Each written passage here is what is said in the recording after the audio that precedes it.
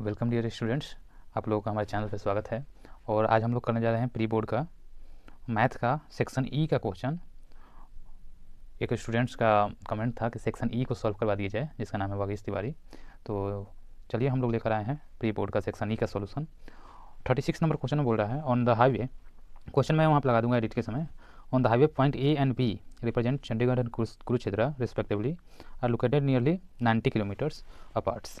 At the same time, a car departs from Kurukshetra and one from Chandigarh.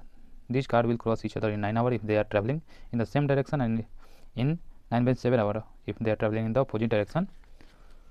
तो यहाँ पे आपका question पूछ रहा है, पहला क्वेश्चन। चलिए तो हम लोग सॉल्व करते चलते हैं। तो दिया हुआ है, क्या लिखते हैं, गिवन है पॉइंट ए इक्वल टू दिया हुआ है चंडीगढ़ और पॉइंट बी इक्वल टू दिया है कुरुक्षेत्र और दिया हुआ है इन दोनों के बीच का distance between point A and B equal to दिया हुआ है 90 किलोमीटर। अब सॉल्व कैसे करेंगे, इधर दिया हुआ है, पहले हम लेट करेंगे। Late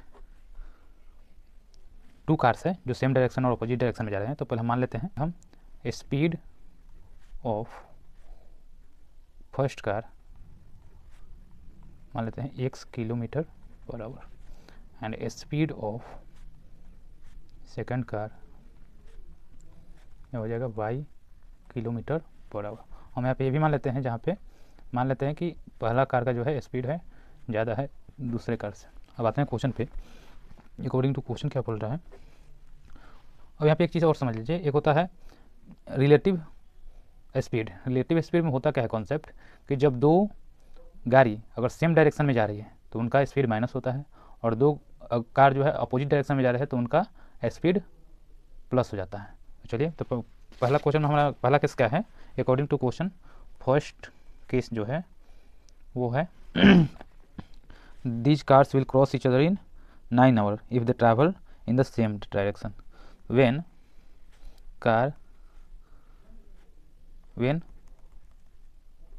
both cars are traveling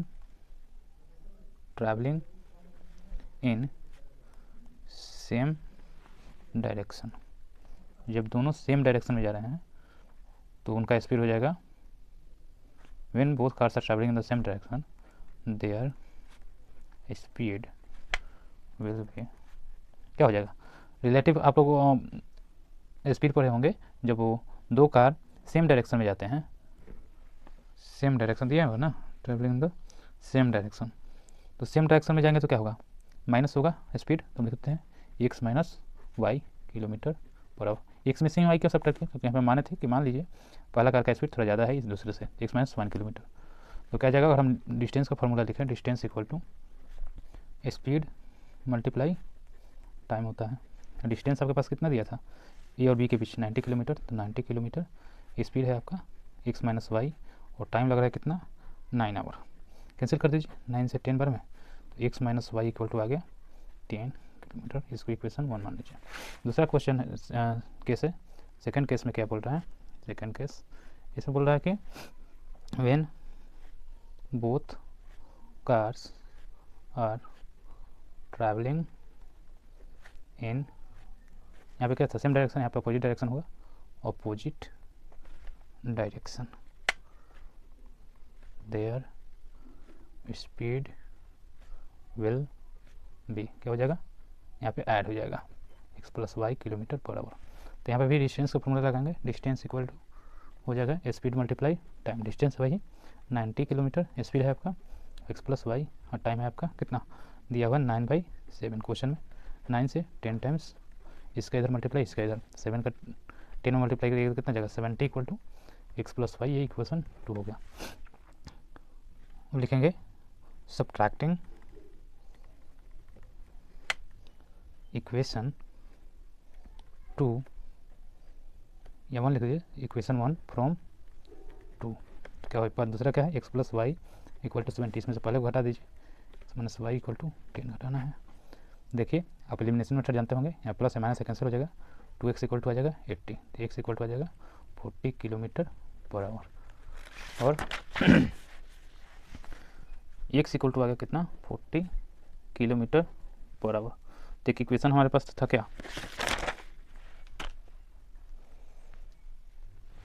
अब क्या करेंगे, ये x का जो वैल्यू है उसको पुट करेंगे इक्वेशन 2 में, लिखेंगे putting the value of x equal to 40 in equation 2। Equation 2 क्या था, x plus Y equal to 70, तो x आपके पास पुट करिए, x की जगह 40 प्लस y इक्वल टू 70, तो y की वैल्यू क्या आ जाएगा 70 minus 40 equal to 30 kilometre per hour. तो जो पहला कार था, स्पीड ऑफ फर्स्ट कार, वो क्या था, x था, x किलोमीटर पर आवर था ना, कितना है 40 किलोमीटर पर आवर। और स्पीड ऑफ सेकंड कार क्या माने थे हम, y किलोमीटर पर आवर, कितना आया है 30 किलोमीटर पर आवर। क्वेश्चन आपने क्या पूछ रहा था, आपका क्वेश्चन था ए नंबर में क्वेश्चन था, if both cars moves in the same direction then the represent the situation algebraically. तो यहाँ पे देखिए जब सेम डायरेक्शन में जा रहा है, जब सेम डायरेक्शन में जा रहा है तो क्या हो रहा है, उसका है x minus Y equal to 10 है, जब अपोजिट में डायरेक्शन में जा रहा है तो x plus Y equal to 70। तो देखिए ए का आंसर हो जाएगा क्या, x minus Y equal to 10। B number में पूछा, इसी का और में पूछ रहा है, इसी का और में पूछ रहा है कि बोथ कार अपोजिट डायरेक्शन में, तो अपोजिट डायरेक्शन में क्या था x plus Y equal to 70। फिर बी दिया हुआ है कि find the speed of x, मतलब पहला कार जो हम माने थे उसको भी x का बोल रहा है, तो स्पीड ऑफ कार x का स्पीड जो हो जाएगा कितना है 40 किलोमीटर पर आवर, और कार y का स्पीड कितना है 30 किलोमीटर पर आवर। यहाँ पे ये क्वेश्चन एंड हुआ। फिर हम लोग दूसरा क्वेश्चन करेंगे, ये हम लोग 37 नंबर क्वेश्चन करने जा रहे हैं। हमने फिगर को पहले ही ड्रॉ कर लिया है, कोशिश किया है फिगर जैसे था वैसे ही बनाने के लिए। इसमें दिया हुआ है कि ये एक बिल्डिंग है और जिसका लेंथ हमको निकालना है, हाइट निकालना है सॉरी, और उसके ऊपर एक साइन बोर्ड लगाया हुआ है, इसका भी हाइट हमको निकालना है। और एंगल ऑफ एलिवेशन दिया है टू द रूफ, बेस से लेके रूफ का 30 डिग्री, और फिर दिया है angle of elevation to the sign board दिया है 45 डिग्री, और बिल्डिंग के बेस से लेके यहाँ पॉइंट पी तक का डिस्टेंस दिया है 24 मीटर। तो चलिए जो जो दिया हुआ है वो लिखते हैं, और जैसे हम लिख रहे हैं वैसे ही आप भी लिखिएगा, आपको अच्छे मार्क्स मिलेंगे एग्जाम में। तो जो दिया है वो लिख लेते हैं। गिवन क्या है, दिया हुआ है angle of elevation, angle of elevation of the roof building is कितना है, रूफ से एंगल ऑफ एलिवेशन कितना है 30 डिग्री। फिर angle of elevation of sign board of the building कितना है, ये आपका 45 डिग्री। और दिया हुआ है डिस्टेंस, दिया हुआ है डिस्टेंस फ्रॉम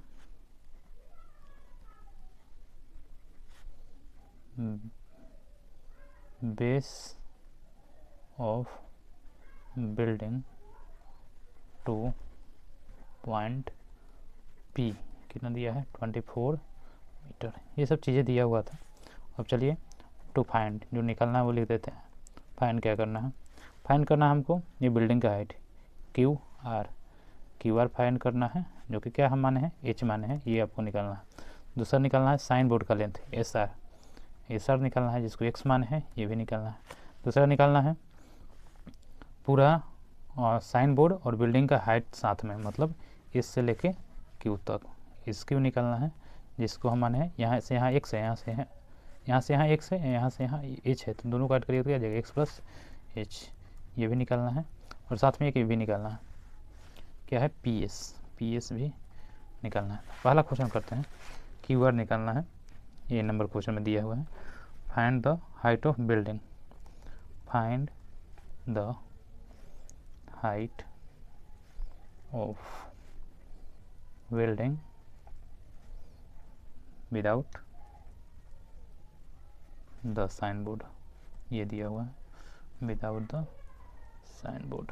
समझ लीजिए, ये बिल्डिंग का हाइट निकालना है जिसमें इस साइन बोर्ड का हाइट नहीं होगा, मतलब एच निकालना है, एच। तो कौन सा ट्रायंगल लेंगे? ट्रायंगल लेंगे ये वाला पी आर क्यू या पी क्यू आर जो भी बोलिए, लिखेंगे in triangle P R Q. इसमें देखिए एंगल ऑफ एलिवेशन दिया है 30 डिग्री, और यहाँ पे जो निकालना होता है, जैसे देखिए यहाँ पे 30 है तो इसमें हम ये चाहिए हमको, तो ये 30 है तो ये क्या हुआ? परपेंडिकुलर हुआ, ये बेस हुआ था। परपेंडिकुलर और बेस कौन सा फॉर्मूला में आता है? tan थीटा लेंगे, tan थीटा इक्वल टू, मतलब tan थीटा का जब क्या है 30, परपेंडिकुलर क्या है? ये है आर क्यू या एच बोल सकते हैं, और बेस क्या है? पी क्यू जो कि 24 मीटर है।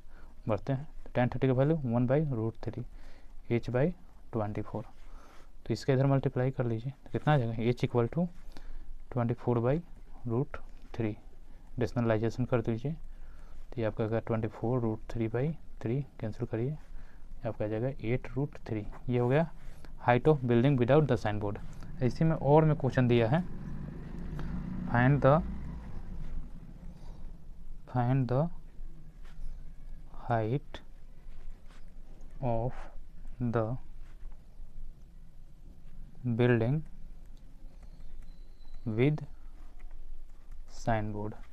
साइन बोर्ड के साथ निकालना है, साइन बोर्ड के साथ, मतलब ये और ये दोनों साथ में चाहिए, मतलब x + h चाहिए, मतलब क्या चाहिए? एस क्यू चाहिए, एस क्यू चाहिए।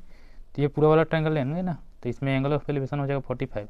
ट्रायंगल का नाम होगा पी क्यू एस चाहे पी एस क्यू, तो लिखेंगे in triangle P S Q. देखिए लिखेंगे in triangle P S Q. देखते हैं पी एस क्यू में क्या है। पी एस क्यू में क्या लगेगा? ये चाहिए ना पूरा एस क्यू बट्टा पी की, तो पी क्यू पी बट्टा बी, तो इसमें भी tan लगेगा, तो लिखेंगे tan 45 इक्वल टू, हाइट क्या था? ये देखो 45, ये वाला बन रहा है ट्रायंगल में पी एस क्यू, तो ये पूरा लेंगे हाइट, मतलब एस क्यू बट्टा पी क्यू। लिखते हैं एस क्यू बट्टा पी क्यू, मतलब ये है परपेंडिकुलर, ये है बेस।